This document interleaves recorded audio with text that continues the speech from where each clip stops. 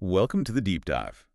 Today we're jumping into something pretty interesting in the world of tech, sustainable electronics. Specifically, we're looking at the Fairphone 6. Now, for years, if you, our listener, wanted a phone that was ethically sourced, easy to repair, you often had to kind of, well, compromise, didn't you? You did slower performance, maybe a screen that wasn't great, camera lagging behind. Exactly. But our sources are suggesting the Fairphone 6 might have, finally cracked that code. It's not just this niche ethical device anymore. The buzz is it's actually a genuinely competitive mid-range phone now. Like Yeah. a phone you might want, even if ethics isn't your number one priority. It asks, what if you could have both? Good performance and good values. And that's really our mission today, isn't it? To dig into the details from these sources and figure out how they pulled off this balance. We need to understand the specifics, the design choices, the components, the long-term promises that let the Fairphone 6 mix its famous repairability with performance that actually appeals to, well, almost everyone. Okay, let's start with their bedrock principle, longevity. Ethical production is still key, obviously, but the big change everyone's talking about seems to be the feel of the device. It's still touted as the world's most repairable phone, sure. Yeah. But the sources keep saying it now feels premium. That's a shift. Mm-hmm. And a lot of that seems to come from the outside, the design. It's described as much sleeker, more refined finish, not quite so utilitarian, perhaps. Right, moving away from that slightly functional look. Yeah. And, anyone who's dropped one of those super fragile glass phones knows that feeling of dread. Yeah. The sources suggest this feels sturdy, but still nice to hold. Yeah. Plus, they highlighted that new forest green color. Adds a bit of style. That design refresh is important, definitely. It makes it more appealing up front. But the real core of their longevity promise, it's still that modularity, right? Absolutely. And it's not just, oh, you can change the battery. It's the battery, the screen, the cameras. Even the USB-C port, which, let's face it, takes a beating on most phones. And the way you do it is, well, simple. Just a standard screwdriver. That's it. It really puts longevity front and center as a design goal. So when you buy this phone, you're not just buying the hardware for today, you're sort of investing in the ability to maintain that hardware yourself, which is, completely the opposite of most phones these days, all sealed up. Right, where a broken charging port can mean a whole new phone or an expensive repair. Exactly. Okay, so the build and repairability are solid, maybe even better presented, but like we said, the sticking point for Fairphone has often been performance. Does it feel fast enough day to day? That's the big question. So let's get into the specs, because this is where the sources suggest the compromise really ends. It's running on the Snapdragon 7's Gen 3 chipset. A solid mid-range chip. Yeah, paired with 8 gigs of RAM and 256 gigs of storage, just pretty generous.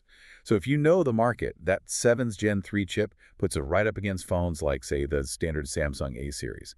Decent competition. So it should handle most things easily. Seems like it. Sources say it manages daily tasks smoothly, multitasking, streaming, even a bit of casual gaming. No major hiccups reported there. But it's not just the chip, is it? The software side matters a lot for that smooth feeling, especially long term. Good point. And here they seem to have an advantage. It's running a clean version of Android. Not much bloatware, apparently. Fast and straightforward. But the critical thing, I think, is Fairphone's promise on software support. They're guaranteeing years of security updates and, importantly, full OS upgrades. Right. That's huge. It really is. Yeah. For you, the listener, that's a massive long-term performance benefit. We see big Android players sometimes drop support after just a couple of years, right? All the time. So Fairphone's commitment here means the hardware you bought stays useful and secure for much longer. It fundamentally challenges that built-in obsolescence we see elsewhere. And tying into that overall better user experience, there's one component the sources really call out as a standout feature. The screen. It's a 120 hertz OLED display. Okay, that's a proper upgrade. Definitely. A big leap from older models. Yeah. For anyone not deep into specs, 120 hertz means the screen refreshes twice as fast as a standard one. That's why reviewers are saying scrolling through apps or websites feels buttery smooth. And OLED tech gives you those really vibrant colors and perfect deep blacks. Good brightness outdoors too, apparently. So this directly tackles that premium feel we mentioned. It's not just an ethical buy anymore. It's actually a pleasure to look at and use. Yeah, and that combination, the responsive chip you mentioned and this high refresh rate screen, that's probably what makes it feel genuinely competitive side by side with other phones. It's not just about raw speed. It's that feeling of fluidity, the visual quality. That's often the first thing people notice. Okay, let's shift gears to something that's historically been Well, a bit tricky for Fairphone, the camera. Yeah, yes, the Achilles heel sometimes. Could be. Past models off got criticism here. Okay. But the finding this time, the What? sources are calling the new 50-megapixel AI camera setup a genuine leap forward. That's a strong claim. It is strong. And it's interesting, isn't it? A company focused on simplicity and repair relying on AI, which can feel a bit like a black box. Does that fit their ethos? That's a fair question. The sources seem to think so, mainly because the results are apparently good for the average user. They describe the images as crisp, detailed, and crucially well-balanced, even in tricky lighting, like mixed sun and shade where older ones struggled. So the AI processing is doing its job behind the scenes. Seems like it. Fine-tuning exposure and color automatically. And they've apparently included an AI photo edit feature, too. Does quick, natural-looking touch-ups. So for someone who just wants a nice photo without fussing, sounds pretty capable. Right, good for everyday shots. Okay, practicality. Let's talk battery life and sort of the overall cost picture. It's got a 4,200 milliamp battery. Sources say that comfortably gets you through a full day of mixed use. Pretty standard these days. Decent capacity. But let's bring it back to modularity and the cost argument. Yeah, because the battery itself isn't maybe the headline spec, but the fact you can replace it is. Exactly. Being able to just buy a new battery after, say, 2 or 3 years when phone batteries naturally start to fade and pop it in yourself, that changes everything. Yep. You avoid that expensive repair fee, or worse, feeling like you need a whole new phone just because the battery's shot. That's a huge part of the value here. You're essentially paying to avoid future costs and waste. It directly addresses a major reason people replace phones. But we should talk trade-off, because there are always trade-offs. True. What did the sources mention?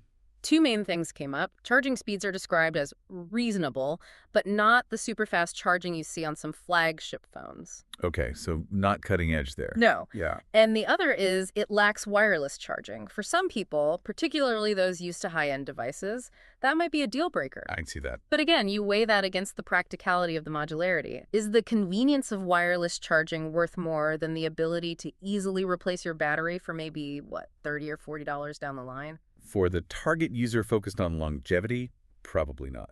That seems to be the calculation Fairphone is making.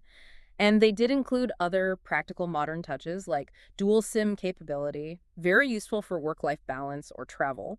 And speaking of modern touches, they didn't just focus on the hardware. To make sure it feels current, they've integrated some AI tools, specifically Google Gemini. Ah, so Google's latest AI is baked in. Yeah, it seems so, providing things like smarter search results, help with writing text, maybe suggesting photo edits, just making the phone feel up to date with what users expect from a premium device these days. That makes sense. It connects everything together, doesn't it? You've got the long-lasting hardware, the secured software, and now the current-gen features.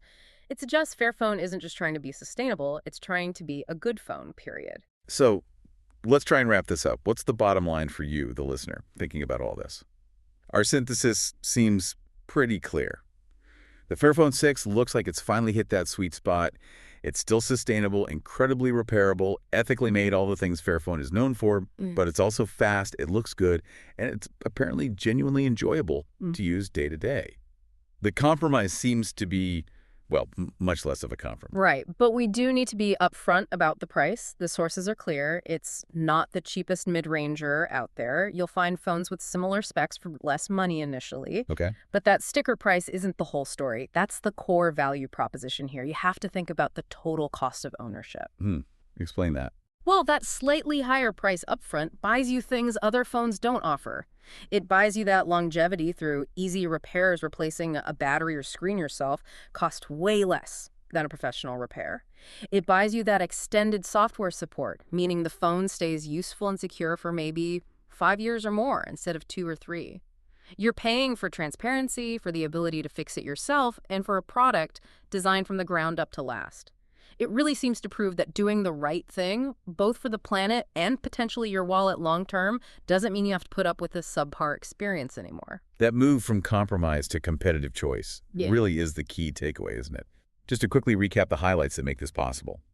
That simple screwdriver access means no compromise on repairability or future costs. Right. The long software support means no compromise on security or having an up-to-date phone. Crucial. And that 120 hertz OLED screen means no compromise on just, enjoying looking at and using your phone every day. Exactly. It hits all those notes. Which leaves us with maybe a final thought for you to chew on. Given this combination, solid performance, genuine repairability, and guaranteed long software life, does this Fairphone 6 model maybe show us the blueprint?